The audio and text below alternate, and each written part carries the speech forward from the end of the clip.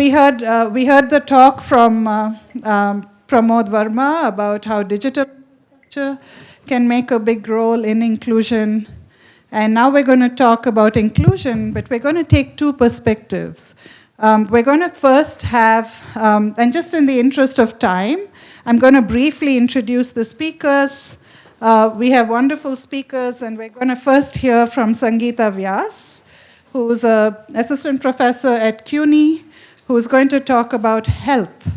And she's going to talk about social disparities with a particular focus on marginalized communities. What does that data look like? And that sets the stage for Prabhu Pingali from Tata Cornell Institute to talk about policy instruments, especially for welfare benefits. And that's looking at the policy angle. And then we'll have two conversations with Dr. Lakshmi Barwa and Professor Divya Cherian, which is a bottom-up perspective. We heard this in the second panel about social capital, social activism, how do marginalized communities advocate for themselves, and also what can academia do in that context. So I just wanted to set the stage for that, and I'm going to invite Sangeeta to start. And as we do Q&A, I think both Vikram Patel and Pramod Verma are here because they mentioned there are many overlaps here, and we'll be able to have a Q&A with all of us together. This particular panel has short presentations, so it should be lively. Great.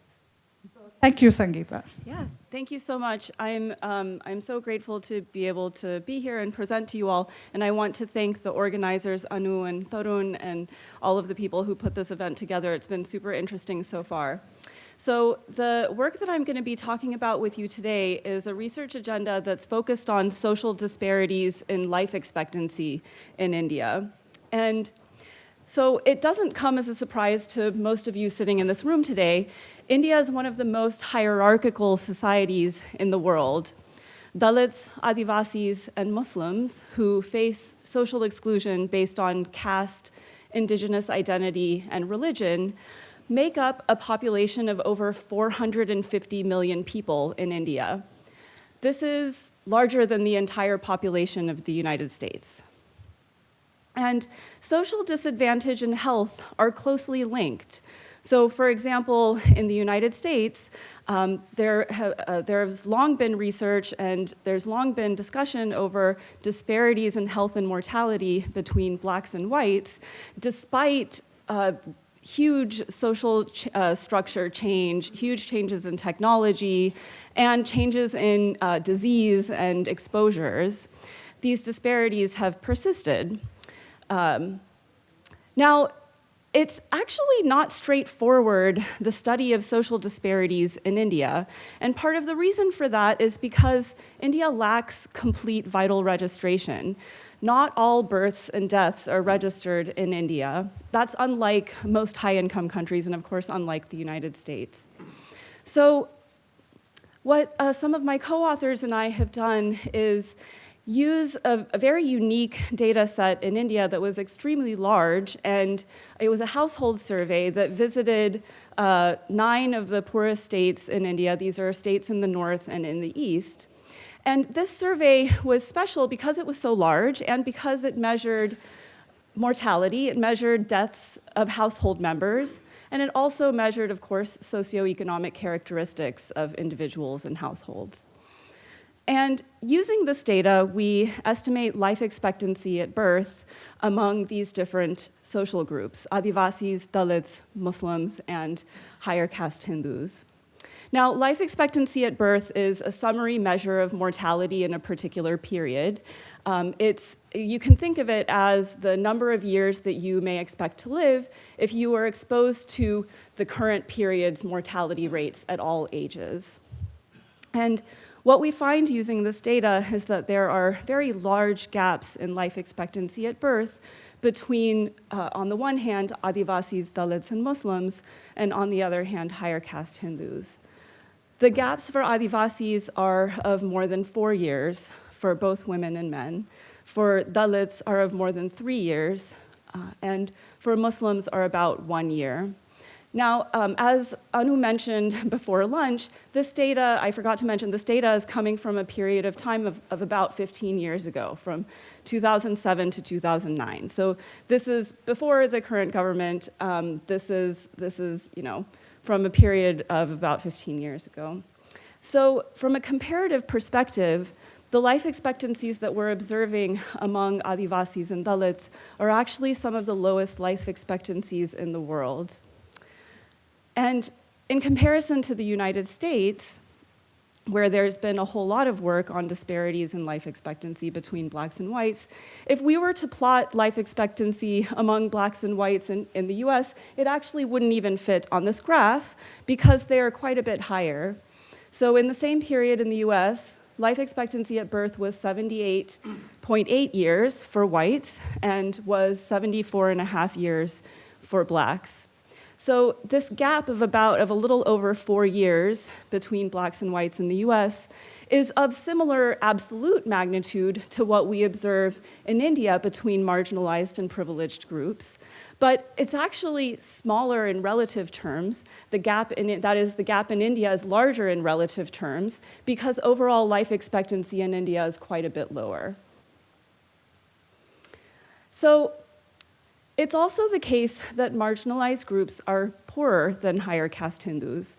And poverty is, of course, associated with increased mortality risk.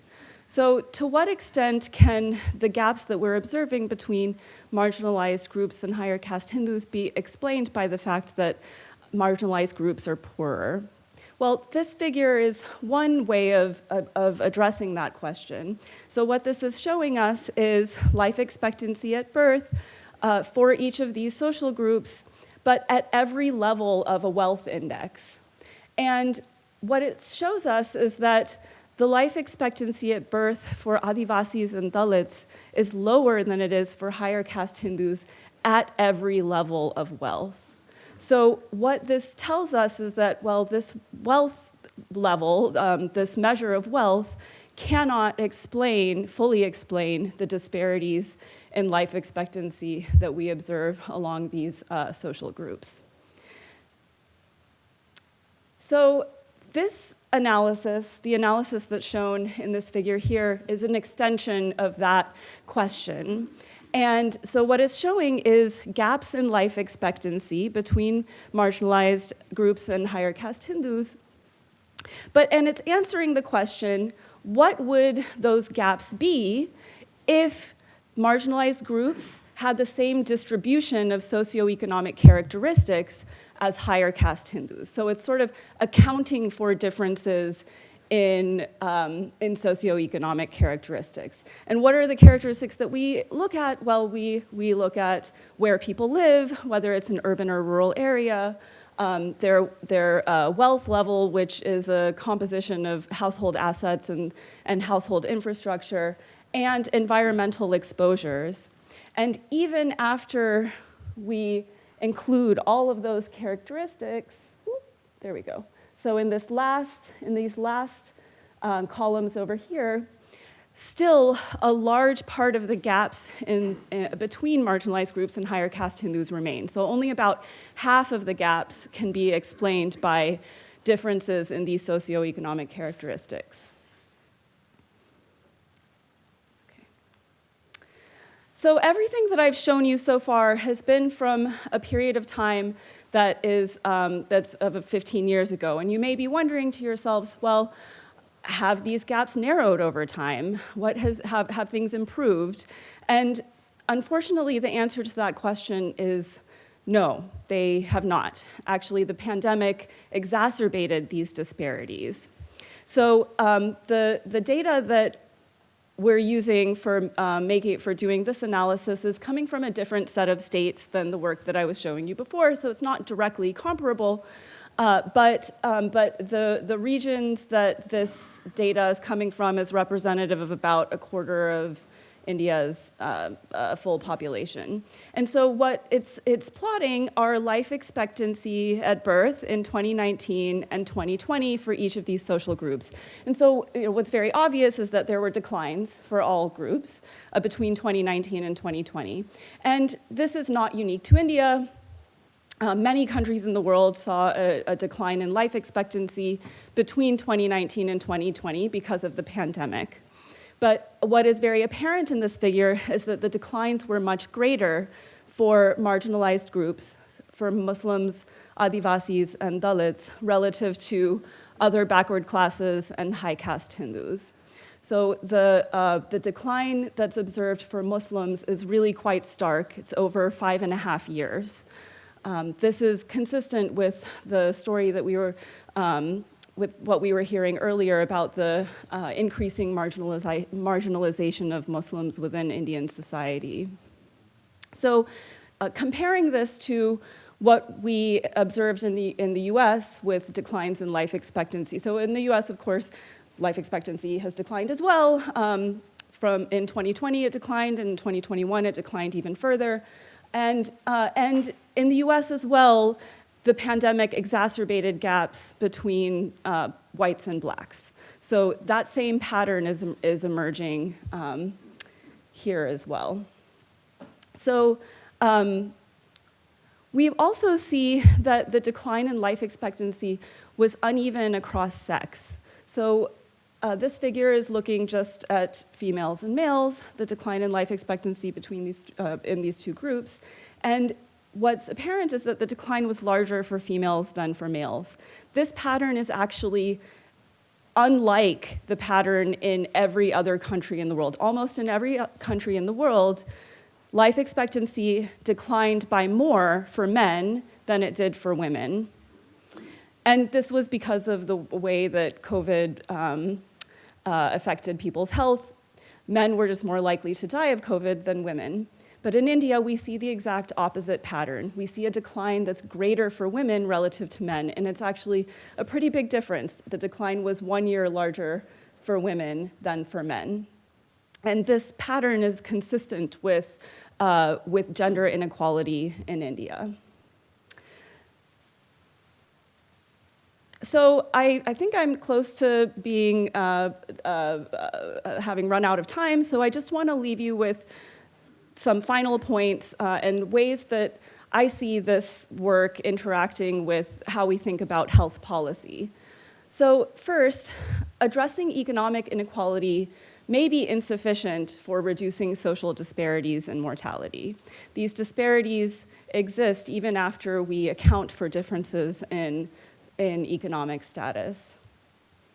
Secondly, all of this work is reflecting a time after India has had affirmative action policies for a long time. So reservations have been codified for Dalits and Adivasis in India's constitution for decades.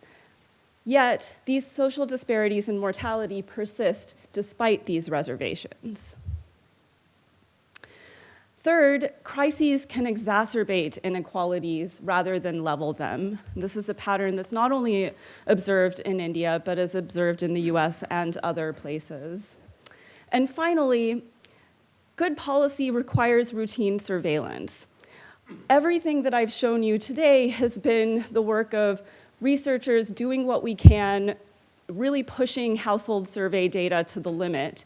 These household surveys are not part of India's routine mortality surveillance system. Unfortunately, India's mortality surveillance system is too infrequent and doesn't come out in a timely manner, nor does it record social group. So it's not even possible to study this question using the administrative official data on mortality. So I would echo a point from one of our lunchtime speakers and really focus on how data is so important to making good policy. Okay, thank you so much. Thank you.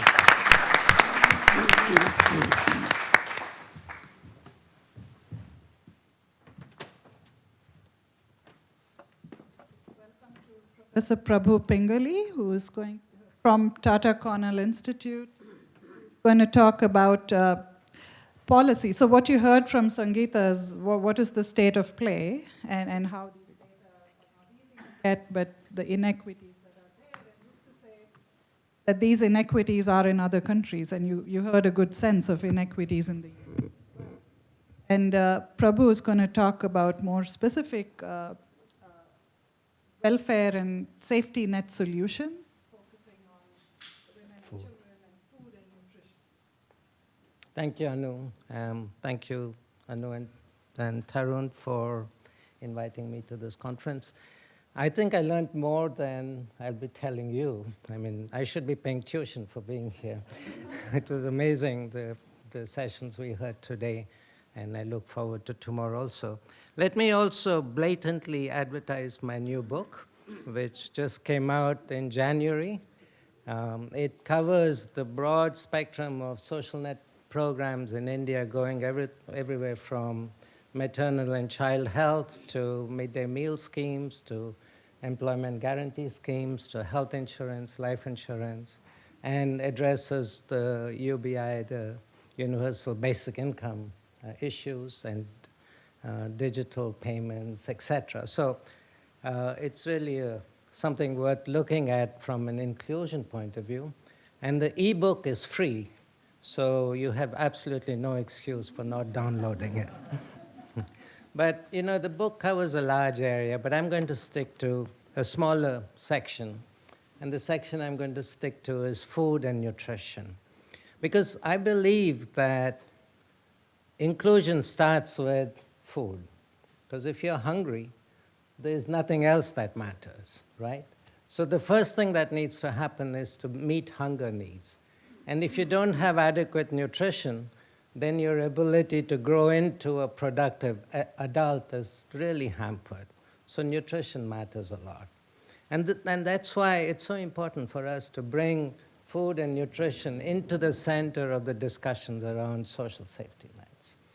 Now, India, just going back in time, if you think back about India in the 1950s, 40s, etc., India was a country with very high levels of famine, very high levels of starvation.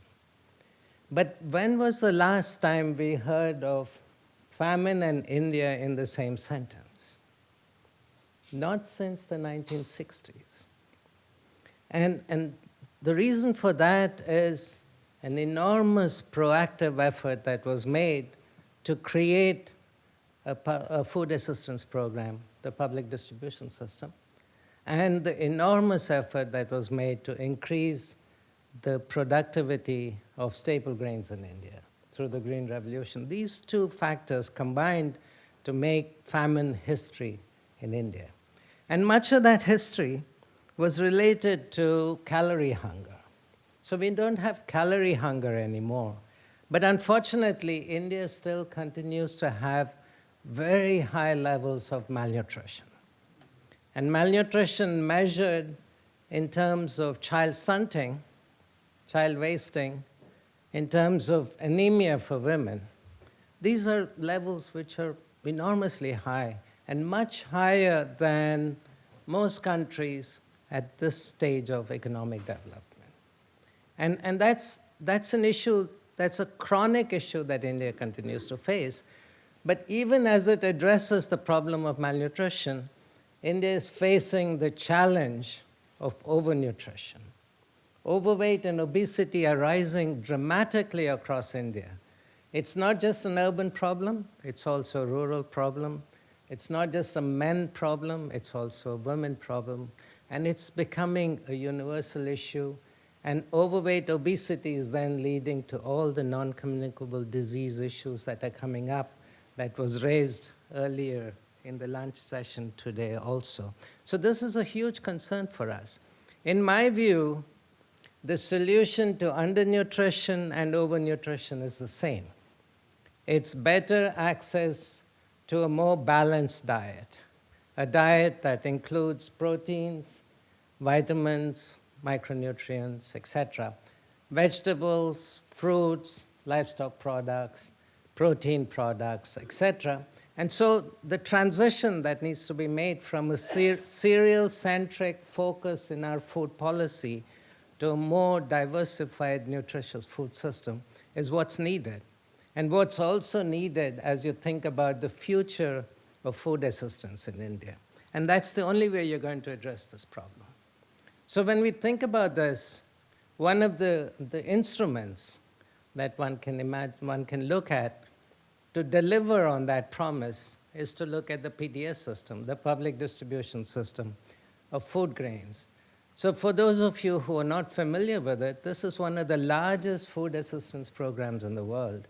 And it covers around 800 million people in India, and providing basic grains, rice and wheat, and it provided at very, very cheap rates.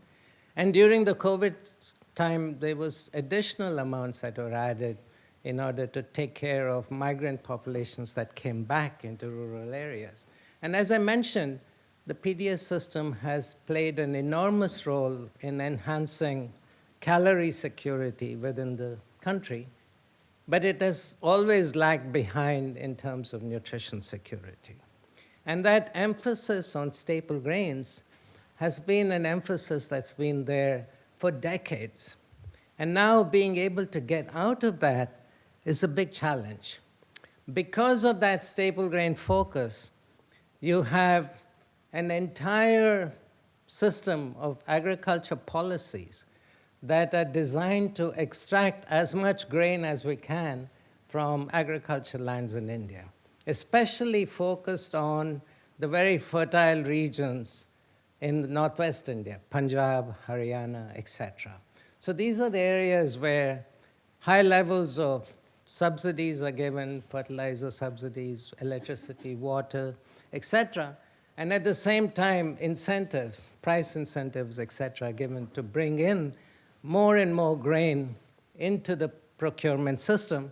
So today, more than 40% of all the grain that's produced in the country goes into the public distribution system.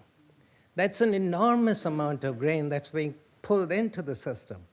Now, if you want to change the system, you have to completely change the incentives under which farmers in Punjab, Haryana, etc. operate. Completely change their incentive structure to move away from grain production. And that's been a big food policy challenge for the country. In addition to that, the environmental consequences of this very intensive production systems have been enormous in terms of water pollution, water degradation of water resources, soil fertility loss, the air pollution effects from burning rice straw, etc. These are issues that have major consequences. So my group actually tried to document this.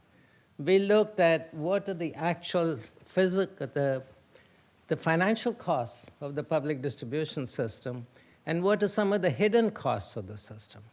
So if you look at the hidden costs in terms of the subsidies that are given to promote rice and wheat production, the effects on water supplies, water degradation, etc., the greenhouse gas emissions, and then there are many others that we could not quantify, especially in terms of air pollution effects, long-term health effects from high levels of calorie consumption, etc. It turns out that the actual financial cost of the public distribution system is around $17 billion, but the hidden environmental costs worked out to be about 1.4 times as much. They come out to be around $23 billion. So there's a huge societal cost that the current system is bearing, and the challenge for us is to get beyond that and to get away from that. And the way one can look at it is to say, how do you reimagine the public distribution system? Is there a way to redo it, to make it more nutritious, to make it more environmentally friendly? And the ways one can imagine doing it is to move from a rice, wheat-centric system to one that has grains that have higher levels of protein, higher levels of micronutrients, etc. And the focus on millets, sorghum, etc., which are traditional grains which have higher nutrition, and bringing them into the system. There have been many attempts made at this, But the problem is the productivity of these crops is low. The procurement systems are not in place. The economic returns to these investments by farmers are not at par with investing in rice and wheat production. The second way to think about this is to look at decentralized procurement, to look at states being able to procure their own grain and therefore create an opportunity for growth for farmers within those states. So Orissa, for example, has done an enormous effort in producing millets within their own state in order to bring it into the procurement system for PDS and for the midday meal scheme. Similar schemes can also help. But longer term, one needs to look at a way to move from providing food to looking at cash-based systems. That seems to be more efficient, seems to be more environmentally friendly, but also gives people the choices of what they want to eat. There's lots of discussion around this, and we cover much of that in the book. But there have been 2 states that have actually done cash-based system for PDS. One is, not states, union territory. One is Chandigarh, and the other is Pondicherry.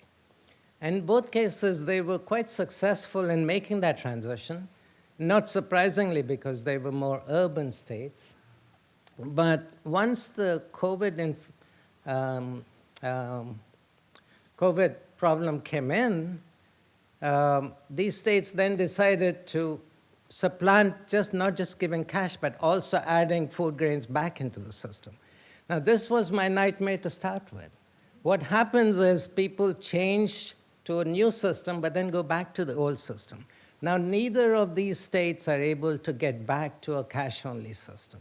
So now you have both cash and the public distribution system of free food, both being given together.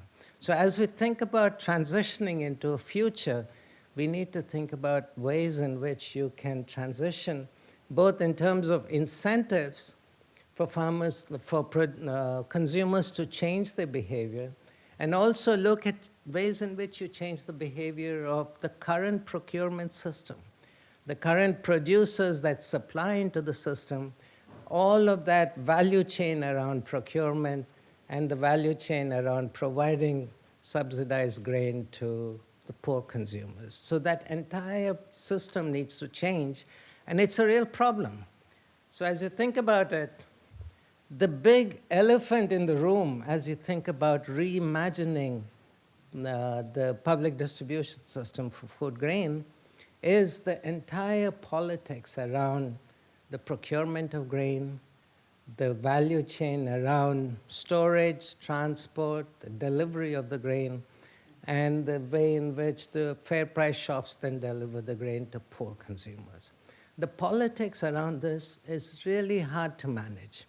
It's not surprising that the farm laws failed. The farm laws failed because there was no clear alternative to the current existing incentive structure that farmers were used to. Unless you come up with a new incentive structure to change behavior, to move out of this rice and wheat-centric system, you're not going to be able to move to a more rational public distribution system or a more nutritious and environmentally friendly food system. So that's what my message is to you for today. And if you want to know more about the work of the Tata Cornell Institute, please visit our website and follow us on social media. Thank you.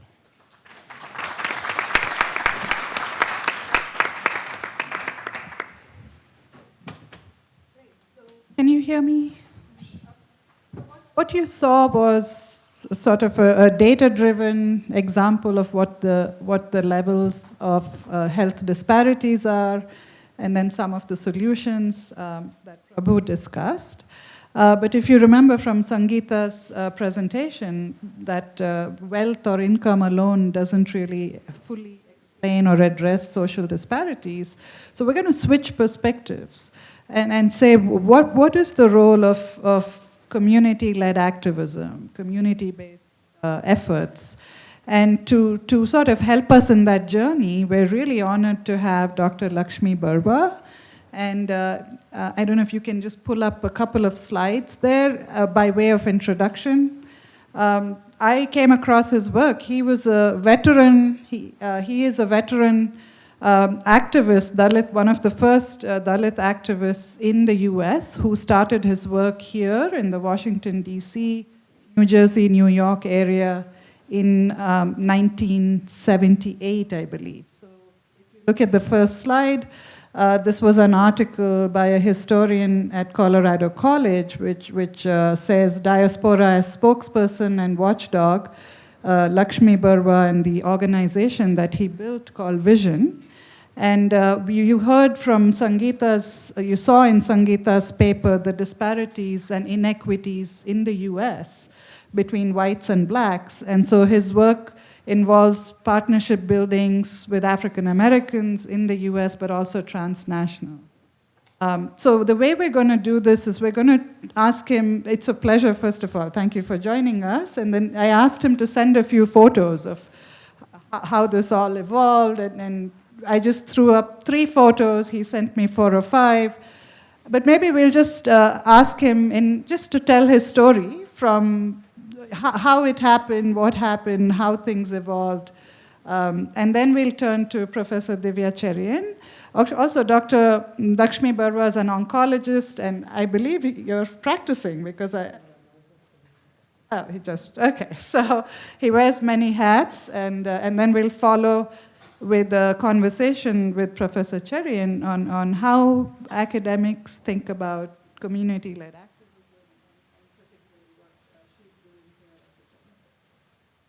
Welcome.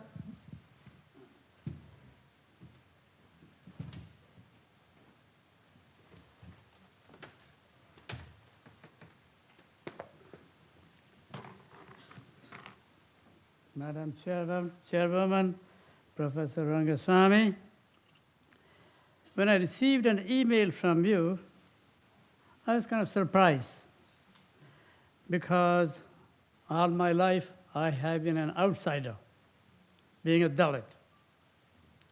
Anyhow, since after a long time I have the opportunity to enter into the door of inclusion, I thought it behooves on me to express my views.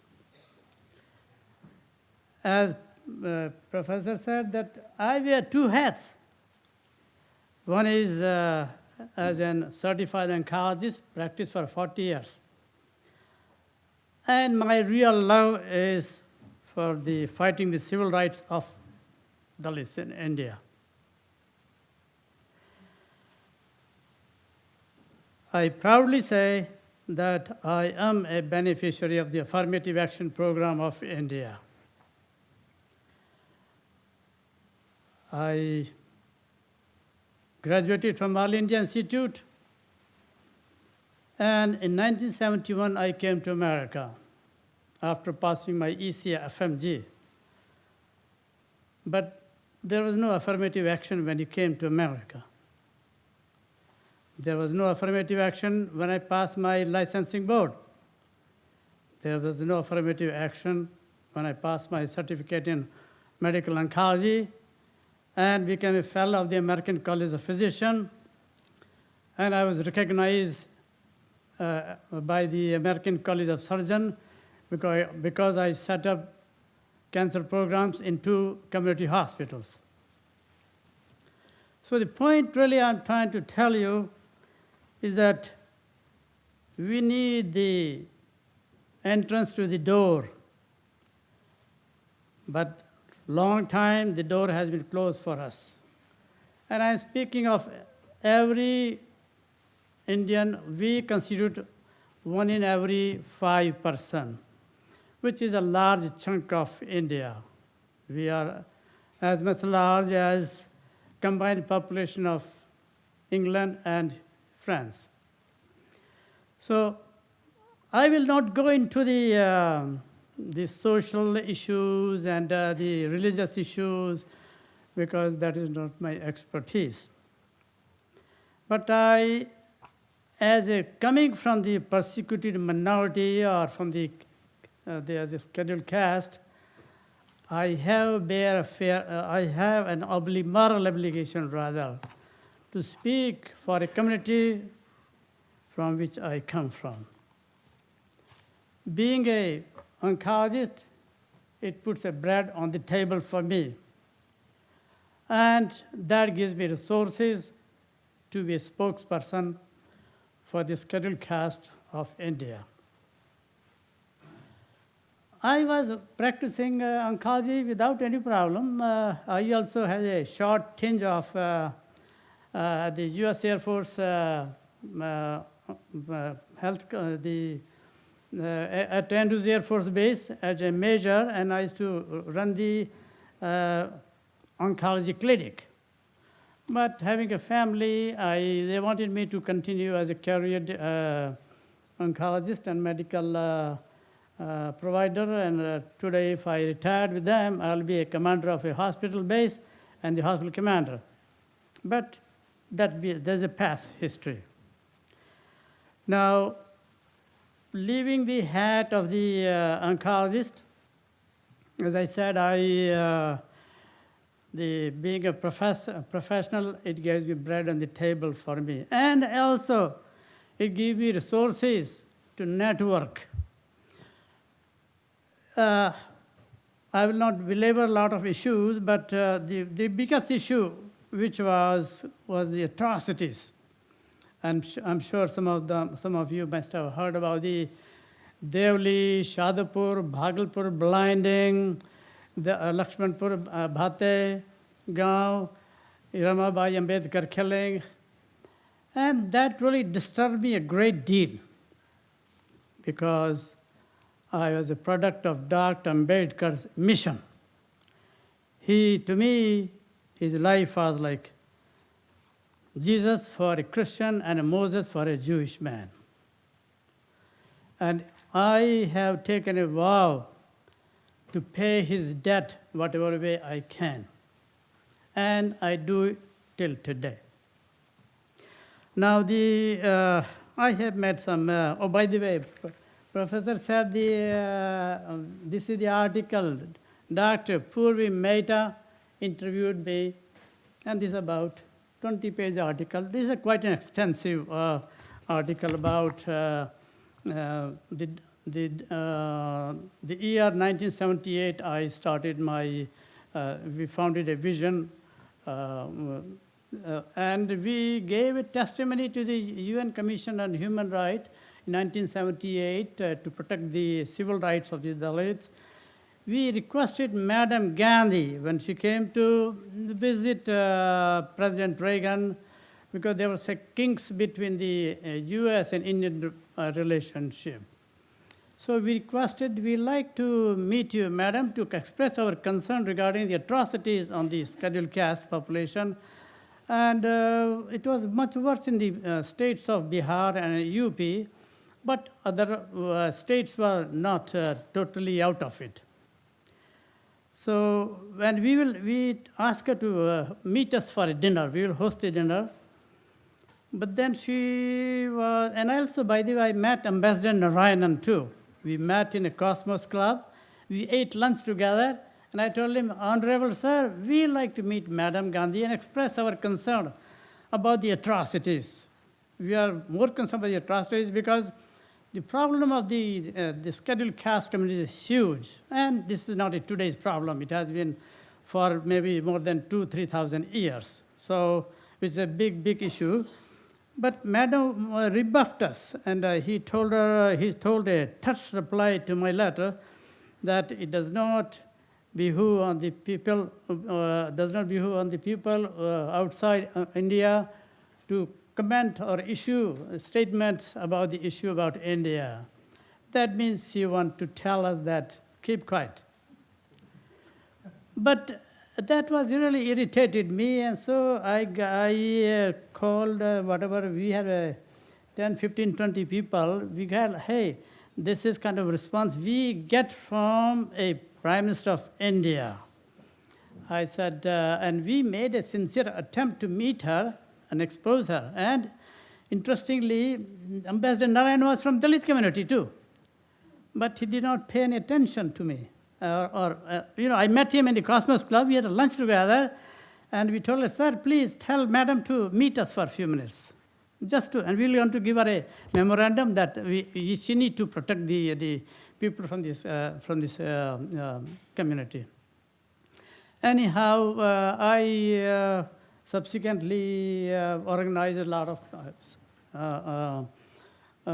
people so we gathered from UK after I gave a testimony to UN Commission on Human Rights in 30th August 1978. The government got upset again with me. He says he's politically motivated, and they ask a Muslim expert to say my comments are politically motivated. Even the first secretary, Madam Lakshmi Puri, she said you should not speak here outside about the India's sensitive issues. Well, anyhow, I did not stop here. So we did organize all the civil rights organizations here in India, in Canada, London, and I was on a worldwide tour for the civil rights movement of Dalits here in America, and I went to Trinidad, and whosoever, because Dr. Ambedkar was our life, was our light. I helped organize Dr. Ambedkar's birthday in University of Maryland. Harvard University, first time we celebrated Dr. Ambedkar's 107th birthday. And the Royal Bunch Center in Washington, Harvard University, where fortunately Ambassador Chandra Sahib came there, along with other academicians from the Harvard University and other people who are interested in South Asia caste system. So we did a lot of civil rights movement and activities, to appraise people. We networked with the civil rights organization, Amnesty International, minority rights groups of London, and a lot of places. But there's one more point I want to mention here, that we need the entry to the door. We want the academician. I'm talking the creme de la creme of America. I want people, students from the scheduled caste, give them an entry. They may not be a perfect Queen's language speaker, but give them a chance. And I remember one example was that there was Professor Dr. Shobha Singh. He was from the scheduled caste in India. He came to US in 1957 as a Fulbright scholar for a PhD in physics in Johns Hopkins University. And after he did his PhD, he became Ma Bell's. I don't know how many of you know the AT&T. They used to call the Mother Bell. He was a senior scientist. And that's how we connected each other. Then he was our first chief president. But even today, I can count people who are one is a neurobioscience in Johns Hopkins, one is a NASA scientist, the other was a PhD from Georgia Tech, one is a PhD at Harvard in the Department of Sociology, and one is a PhD from at the University of Maryland. So these people did not come because they were from the scheduled caste. They came their own merit, and they are very thriving and flourishing well, and they are well respected. So the point I'm trying to say that affirmative action gave us an entry to the door. It gives an opportunity, and that opportunity, I got the opportunity, and I became a certified oncologist. And wherever all hospital, I set up 2 cancer department and in 2 different hospitals. When I was the chairman of the cancer committee, I was the chairman. There were 25 doctors this way, 25 doctors this way. And I used to carry the agenda as an oncologist. So there is no dearth of talent. There is no dearth of talent. You know, we have in this country, you know, we have the multinationals. We have a look at Sundar Pichai, Satya Nadella. 20 people I can count who are influence and power. And through this media, I'm appealing to them to give us an opportunity. Same with the business clan.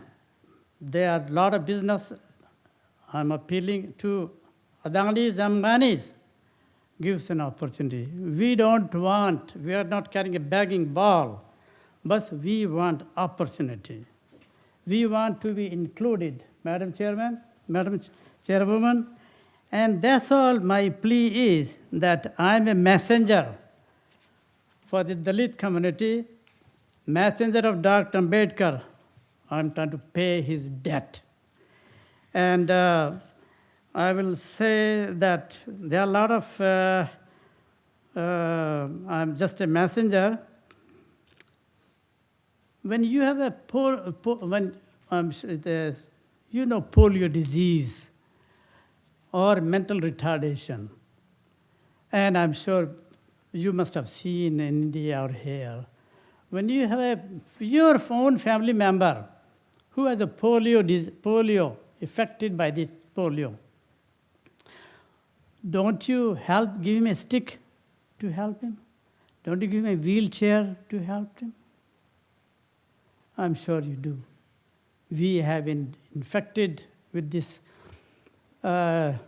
stigma of lower caste, the scheduled caste, the Dalits. And this stigma has been affecting us for more than 2,000 years. So now, suppose if I star this person, you, even for 6 months, what she'll be like? She'll be skin and bone, right? So the people from my community, they need help. They need, like you would like to give a nutrition to a starvation person, or the person who's a handicap, they will need help. So I will finish. I think I've spoken a lot, but I'll be happy to open any question you may have. I'll blurt out my heart out. Thank you very much for the kind attention. And I'm proud to say, Madam Chairwoman, for inviting me. And also, I'm proud because today I had the chance to speak to the creme de la creme of India. And I'm appealing to the multinationals. Professor Khanna, I would like to open the door for us. Thank you very much.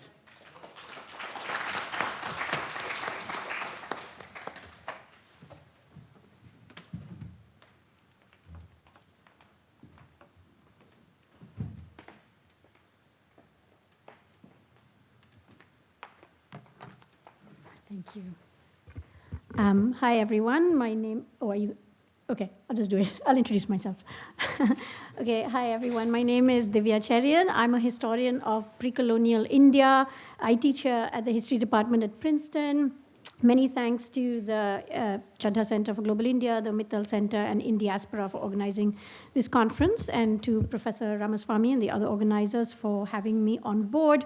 So as I said, I'm a historian of pre-colonial India, but I am, and actually my research is also about the history of caste before colonialism. My new research is going into the history of ideas of being primitive or backward vis-a-vis tribes in Rajasthan. I focus on Rajasthan in my research. But I'm not here today to talk about my research. I'm actually here to talk about my involvement with the Chaddha Center for Global India as a perhaps pathway or a possibility or one way of having conversations about India from the perspective of inclusion here in America. So I'm in particular here to talk about this title that you see on the slide, which is Power, Inequality, Dissent, which is a conversation that emerged out of the desire for, or desire among South Asia-focused graduate students, especially humanities and social science students, upon the excitement that they felt at the formation of the Chaddha Center for Global India, circa 2019-2020. So they were keen to, kind of have a role in conversations that came out of humanities and social science, but also arts and activism in India. So it is kind of grassroots, which I think is one of the foci of what Dr. Barva and I are talking about here today. So it is grassroots in two ways. One is it really came out of these graduate student conversations, and the other is itself, it wants to bring to Princeton people, usually people who are from the grassroots in India. So not people who tend to be maybe more common on like foreign circuits and things like that, but who actually have carved out a space for themselves and who have pushed new political conversations in India today. So just a quick run through. So as part of the, I know it's kind of weird to have a person on the screen, but as part of this project, we hired a postdoctoral fellow. We created a postdoctoral position. This is Dr. Harini Kumar, who's an anthropologist from Chicago, and her own research, I think, looks at questions of dissent and sort of alternative ways of imagining what it means to be Indian and in India today through an ethnographic work amongst Tamil Muslims today. So she is a co-organizer, and all of what I will now share with you was made possible through the hard work that she put in. And so I will then move on to what we have actually done. Again, a quick run through. These are the different kinds of events. This is a large poster. We had 2 years of programming. 2022 to 23, and this current ongoing year. In 2022 to 23, we focused with the theme of gender, sexuality, and law. So we began, we had this beautiful inaugural event with the performer, the theater person, Miss A. Revati, who is a trans woman activist from Tamil Nadu. She actually performed a play in Tamil, and we were fortunate to draw in a member of our South Asia community here, a postdoctoral fellow called Dr. Aniruddhan Vasudevan, who's also a actually well-regarded translator from Tamil. So we put up these subtitles and drew a surprisingly large audience. We actually had this massive hall, and we were worried that, normally our South Asia events have like 20 people, but lo and behold, 85 people showed up. It was a big surprise. It was very moving, and I think a fitting start to our conversation, particularly as India also considers the question of trans rights. Continuing with that theme, we invited Dr. Shailaja Paik, whose book has since gone on to win a number of major awards in South Asian studies. She talked about the tamasha performers and the fact that most of them come from Dalit communities, and paid special attention to how regimes of sexuality and morality adhere to Dalit women and the forms of oppression as well as alternative ways of being they have carved. And then we had an anthropologist called Brian Horton from Brandeis University talking about his ongoing book research, which is about queer public life in contemporary Bombay. This year, we also had this 2-day workshop in which we brought in Shahrukh Alam, who's a Supreme Court lawyer in Delhi, as well as a mix of anthropologists and activists and historians to discuss questions of citizenship and law. One of the questions we were discussing here was the debates over the CAA and the NRC that have been going on, are still going on, but also historical questions about rights, freedoms of speech, and how they impinge on citizenship in India. This year, we have pulled out the theme of Dalits and Muslims in India today, where we've finished now 3 events. We are doing about 4 events per year.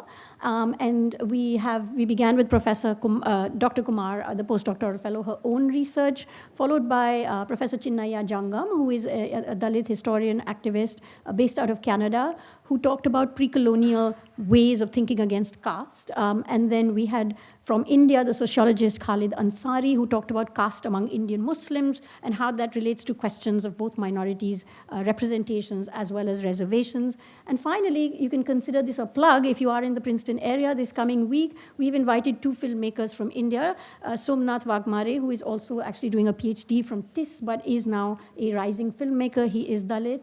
And we have also invited Deepa Dhanraj, who's been making documentary films since the 1980s, whose films are now in the Criterion Collection. Both of them have, over the years, filmed the struggle against caste, as well as the Dalit perspective. So we focused on that aspect of their work. We will be screening 2 films by each of them and having a number of conversations.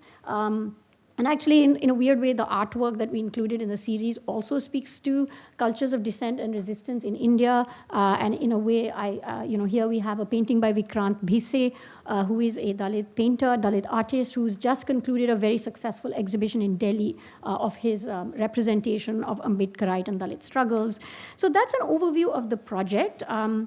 I think just in general, what we hope with this Dissent series is to play a role in this very formative moment in our own India Center here in Princeton. And since we are all gathered here across, from many different institutions and perhaps also walks of life, I want to also take this moment to invite us to think about these new India centers that have come up, because in a way they represent a departure from the earlier area studies paradigm, which had led to the formation of a South Asian Studies Center, various such centers at certain universities across America.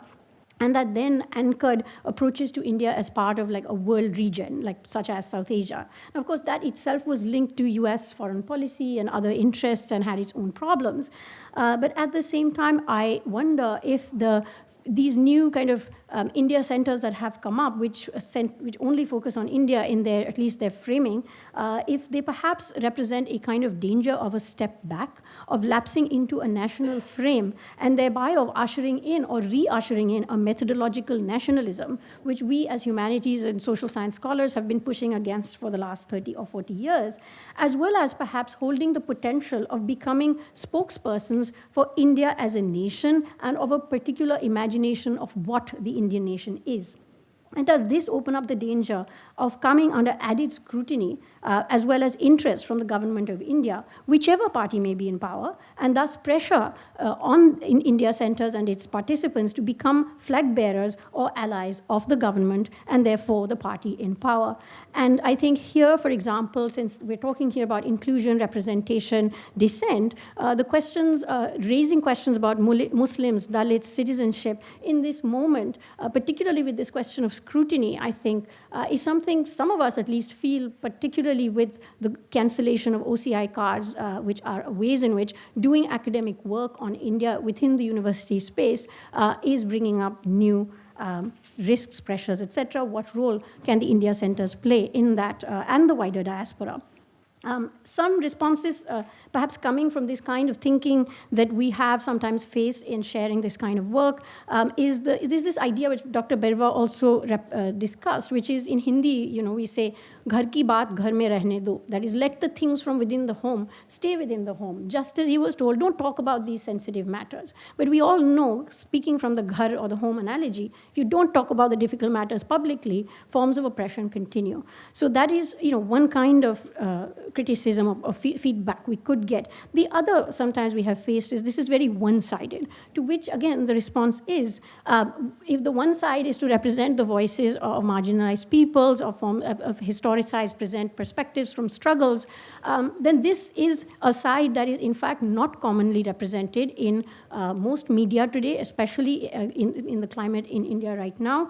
If there is anything one-sided, it is the public conversation outside of academia on these questions. So if, here is this one tiny island in the larger public conversation, which is the perspective coming in these academic spaces, in the larger perspective, it is not one-sided.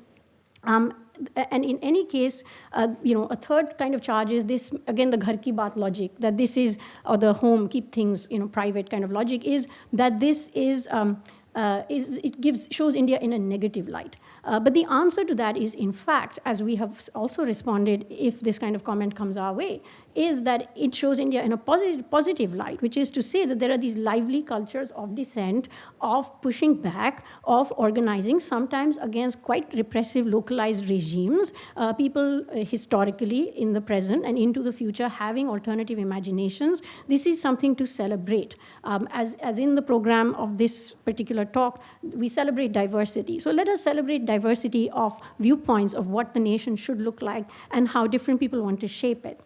So these are some questions I wanted to put before you, especially since India finds itself at a crossroads today, which I think raises new questions for the Indian diaspora, all of us who are present in this room, as well as for scholars of India and South Asia, which is, what role are we going to play? So I'll stop here. Thank you.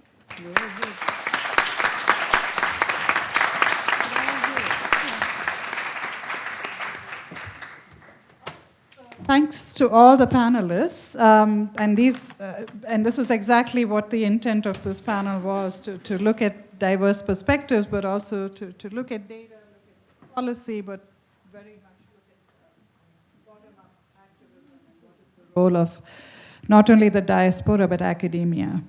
I'm actually going to not do a panel discussion in the interest of everyone's already overstuffed heads, but actually open it up, and if someone maybe could help be the runner of the mic, we could just take the microphones. We'll take about 4 or 5 questions, and then we'll move into the panel session on sustainability. We actually have caught up, believe it or not. We've caught up a little bit, so Vikram has a question. And maybe as Vikram answers, I think the question of, Vikram, you raised it in your keynote, the inequalities and equities are just persistent in different cultures, different countries, and so it would be lovely to get your take. Thank you, Anu. First of all, I just want to say that was a fantastic panel, really fantastic. I found every single presentation just riveting. But I had a specific question for our colleague from Tata Cornell. I'm really glad you brought up this great enigma about the fact that India is food secure, but yet has the largest problem of stunting and wasting in India. And so clearly it's not about food security, but it's the quality of the food that we are actually eating. And I wanted you to comment, and this cuts across the inclusion question, about the ongoing debate about what the present culture of food quality can contribute to this. But let me be more specific. I'm sure you know what I'm referring to. The emphasis on vegetarianism as a very important driver of a particular form of identity politics that is very prevalent in India today.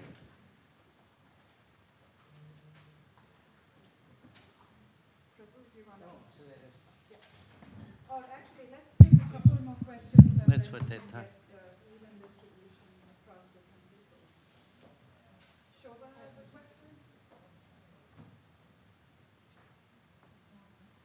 Hi, fantastic panel again, like Vikram said. Indiaspora, again, is deeply committed to inclusion, and so this conversation is of great personal relevance and professional relevance.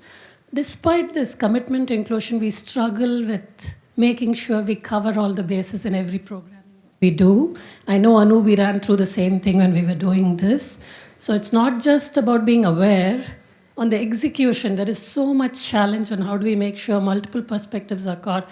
It's about gender, it's about caste, it's about religion, it's about geographic variation, class. The India Center's question that Divya asked was very significant, but it carries over to other institutions. We mean well, but that's not enough. So what does this translate to? Where do we take this? This is a room of thinkers, so if anybody has suggestions and ideas, it'll be interesting to hear from them.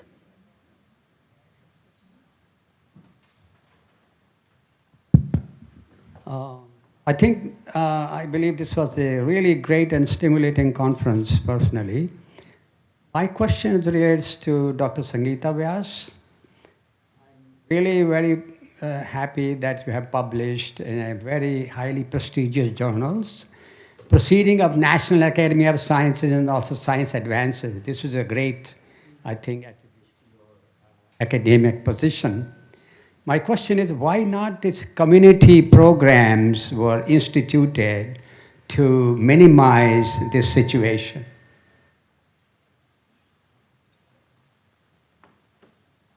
Let's take one last question up right there. Actually, we do have a good Just a quick question from Sangeeta. You were talking about the disparity in mortality rates. The question after COVID, was there something to do with the vaccine resistance that actually caused that change?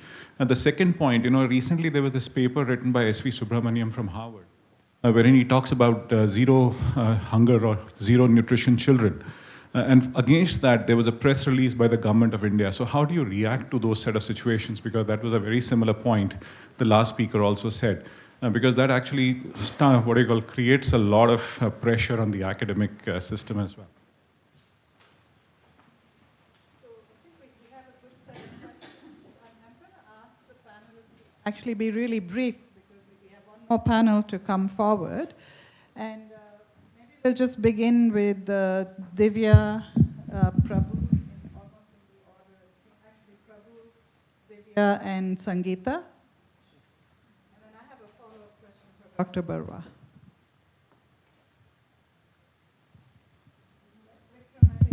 This works.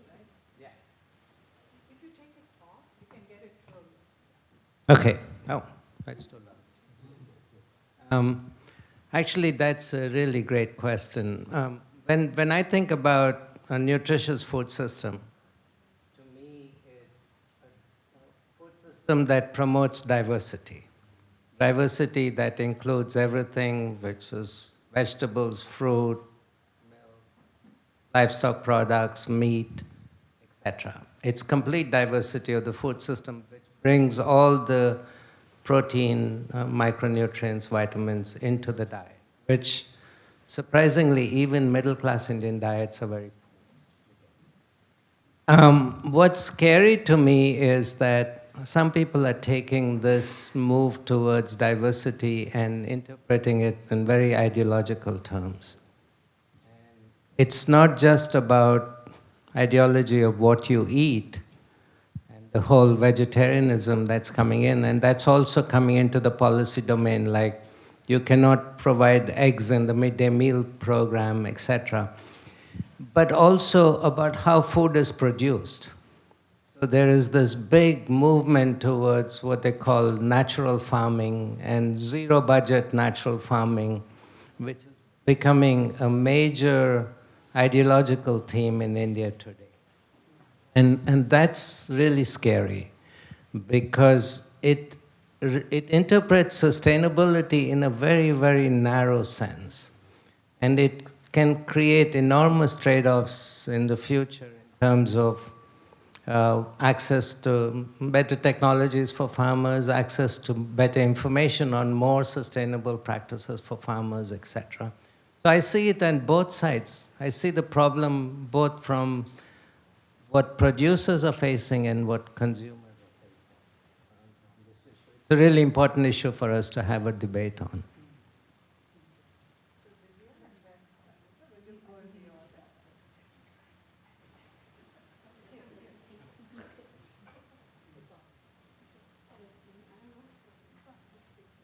How close? Okay.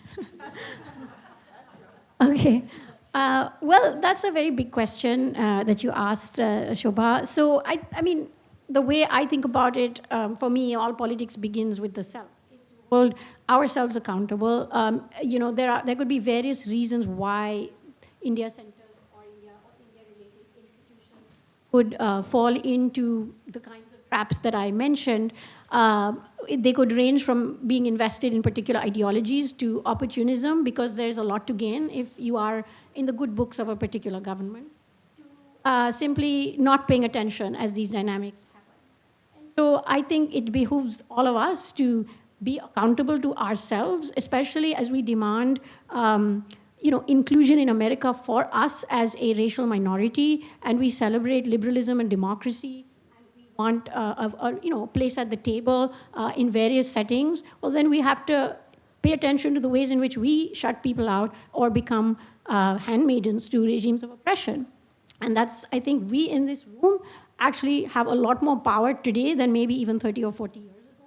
I think people in India, governments in India, whichever party, are oriented towards the West, both in terms of having an influence on public opinion in the West, as well as fundraising and other things, investments from the West. So I think that if we want to not be hypocritical, that if we want freedom and protections and representation here, then we have to make sure that that kind of diversity and pluralism are things we support and facilitate with our funds and our voice. And so there could be no better room than this room to be the change, as they say.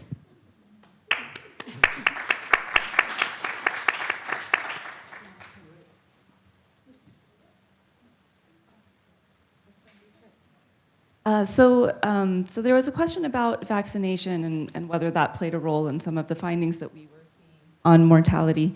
And so all of this actually, the data that I was showing you, 2019 and 2020, this is actually before vaccinations rolled out on a large scale in India.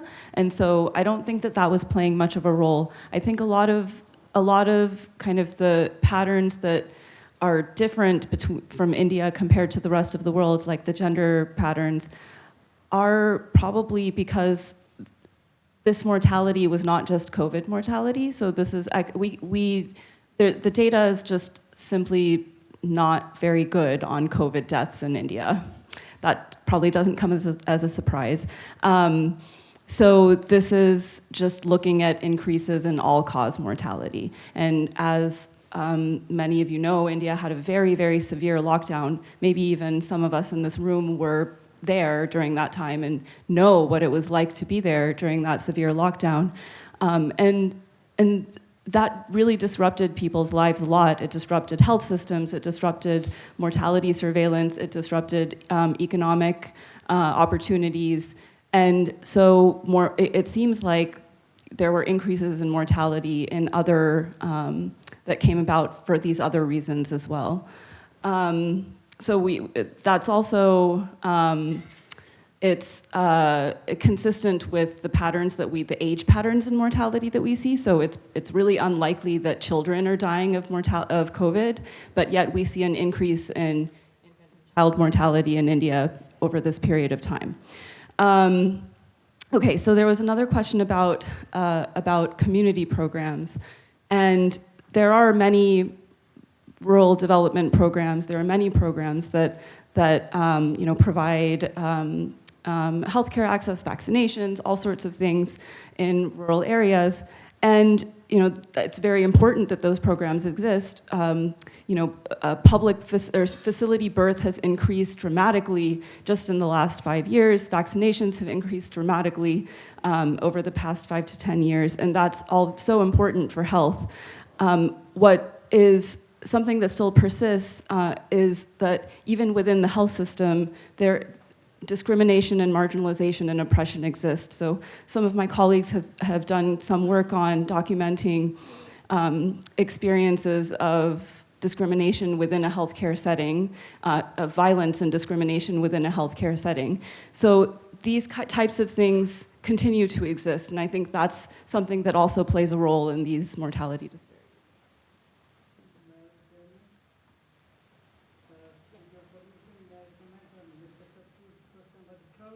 Yes, please go ahead. You'll have the last word.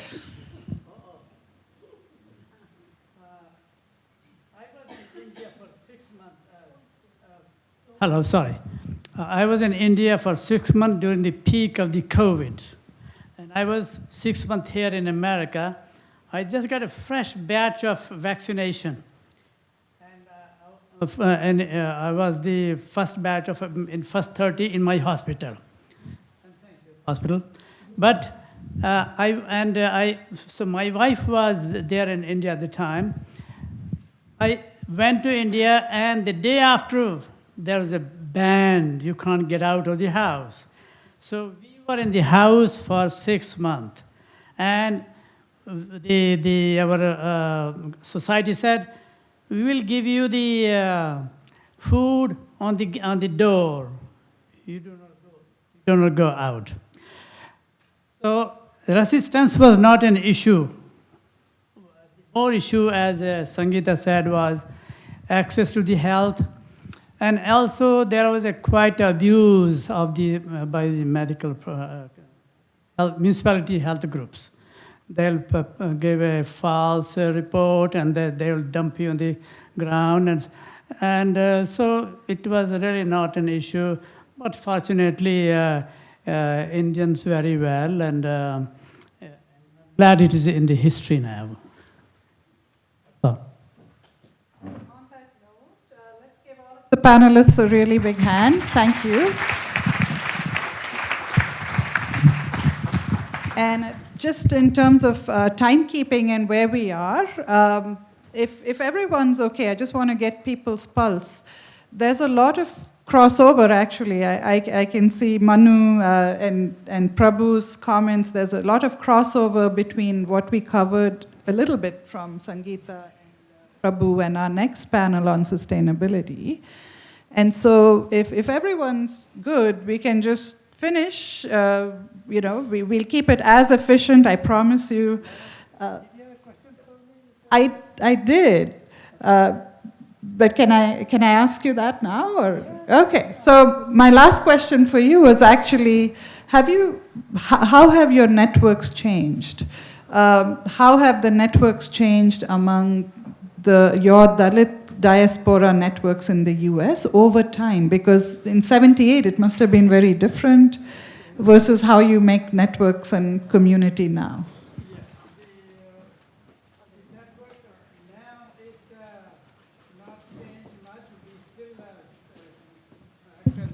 Person. The network has not changed. We are much stronger because with the internet, with the phone, we communicate within seconds. Whatever news we get in India, it comes. And actually, interestingly, there is a large group of the young generation on the Facebook, Instagram, and they talk to us here all the time, especially with my the PhD or ITech guys here, because we still have a sizable IT from the scheduled caste community, and we remain communication, maintain a good communication, and each time something happens, we raise cane to the government and say, look, you need to protect these people, you need to cover them, you need to punish the culprits. So our focus is mostly on the civil right, equality, human rights issues. That's all. Thank you. So thank you, everyone. A big round to everybody.